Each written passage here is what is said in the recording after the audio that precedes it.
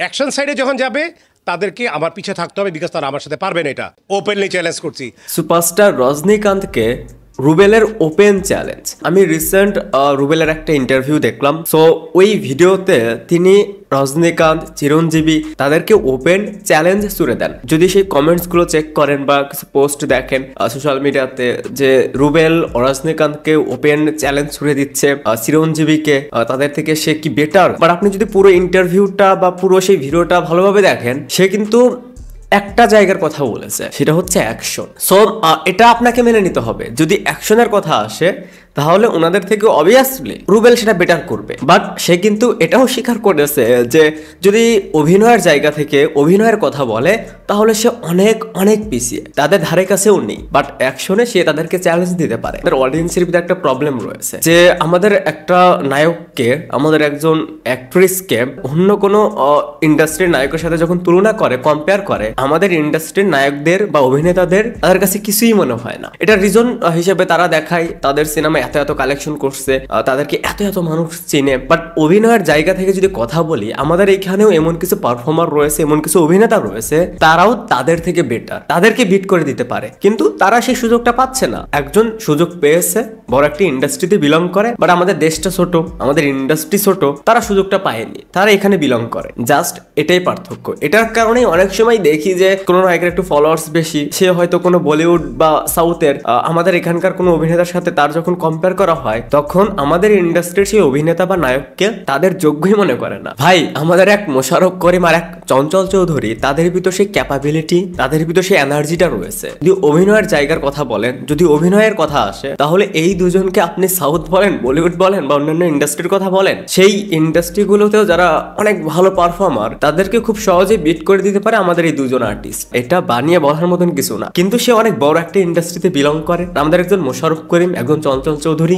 এই ছোট্ট একটা ইন্ডাস্ট্রিতে বিলং করে, যেখানে মেধাবী ডিরেক্টরের খুবই অভাব, যেখানে ভালো প্রোডাকশন হাউসের খুবই অভাব, যার কারণে তাদেরকে আজ বাংলার বাহিরে আর কেউ চিনেই না। এতটুকুই পার্থক্য। রুবেল, উনি এক সময় সুপারস্টার, উনি মার্শাল আর্ট জানেন, উনাকে দিয়ে এখনো ভালো ভিলেন ক্যারেক্টার পসিবল, উনাকে দিয়ে ভালো অ্যাকশন পসিবল। এটাও কিন্তু বানিয়ে বলার মতন কিছু নয়, এটা সত্য কথা। রুবেল এখন যেটা করে দেখাতে পারবে, সেটা এখন যারা আমাদের ইন্ডাস্ট্রিতে কাজ করছে, যেসব নতুনরা এসেছে, তাদেরকে সে জাস্ট তুড়ি মেরে বিট করে দিতে পারে, সেই অ্যাবিলিটি তার ভিতর রয়েছে। বাট ওই যে আমাদের এখানে সেই ডিরেক্টর বা সেই প্রোডাকশন হাউস, তারা সেভাবে ভাবেই না। বা আমি যেটা বললাম যে কিছু মেধাবী ডিরেক্টর রয়েছে, তাদেরকে দিয়ে কিছু কাজ হচ্ছে, বাট সেই কাজগুলো কিন্তু অনেক বেশি মানুষের কাছে পৌঁছাচ্ছে না। অনেক বেশি ভালো কিছু যে হচ্ছে সেটাও কিন্তু নয়। এই যে যখন কম্পেয়ারটা আসে, আমাদের ইন্ডাস্ট্রির নায়কদের যখন ছোট করে কথা বলা হয়, তাদেরকে ধরাই হয় না। মোশাররফ করিম বা চঞ্চল চৌধুরী বা আমাদের এখানে আরো অনেক ভালো অভিনেতা রয়েছে, তারা যদি সাউথ ইন্ডাস্ট্রিতে বিলং করতো, তাহলে দেখতেন যে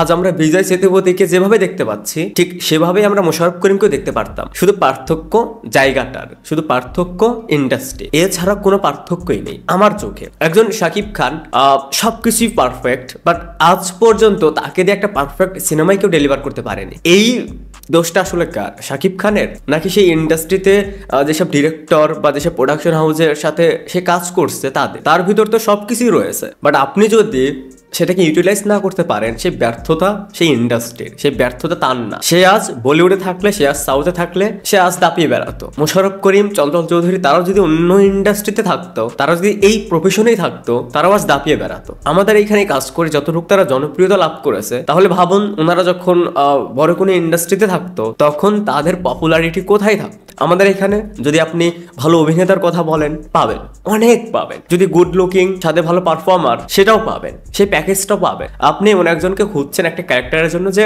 তাকে দিয়ে একটা কেজিএফ পসিবল, তাকে দিয়ে একটা জওয়ান পসিবল, সেই প্যাকেজটা আমাদের এখানে রয়েছে, বাট সেটাকে ইউটিলাইজ করার মতন কেউ নেই, সেই মেধাটাকে ইউটিলাইজ করার মতন কেউ নেই। ওনাদের মতন অভিনেতারা আমাদের ইন্ডাস্ট্রিতে জন্মানো হচ্ছে, আমি মনে করি পাপ। সো আমাদের এখানেও ভালো আর্টিস্ট রয়েছে, তাদেরকে একদমই কোনো কিছুই মনে করতে চান না আপনারা, তাদেরকে একদমই অবহেলা করেন। এটা তারাই করে বা এই ধরনের কথা তারাই বলে যাদের নলেজটা কম। একজন রুবেল, তাকে দিয়ে আজ একটা অ্যাকশন সিনেমা তৈরি করুন, যেটা আমরা সাউথে যে ধরনের অ্যাকশন আমরা দেখতে পাই, তাকে দিয়ে করার ট্রাই করুন। আপনি যে আউটপুটটা চাচ্ছেন সে সেটা দিতে পারবে। আপনি এমন একটা ক্যারেক্টার চাচ্ছেন যেখানে তাকে সেই ফিল্মে মাসি অবতারে দেখাবেন। আমাদের এখানে সেই আর্টিস্টও রয়েছে শাকিব খান। আপনি পুরোপুরি একটা লাইক হলিউড স্টাইলে একটা অ্যাকশন ফিল্ম বানাতে চান, সেরকম একজন গুড লুকিং অভিনয়টা যতটুকু জানে সেটা দিয়ে একটা অ্যাকশন ফিল্মে চালিয়ে নেওয়া পসিবল, এরকম এক্সাম্পল আমাদের এখানে রয়েছে আরিফিন শুভ। So, আমাদের এখানে সবই রয়েছে, সব ধরনের আর্টিস্ট অ্যাভেলেবল, বাট প্রবলেমটা হচ্ছে যে তাদেরকে যে ইউটিলাইজটা করবে সেই মানুষটাই নেই বা সেই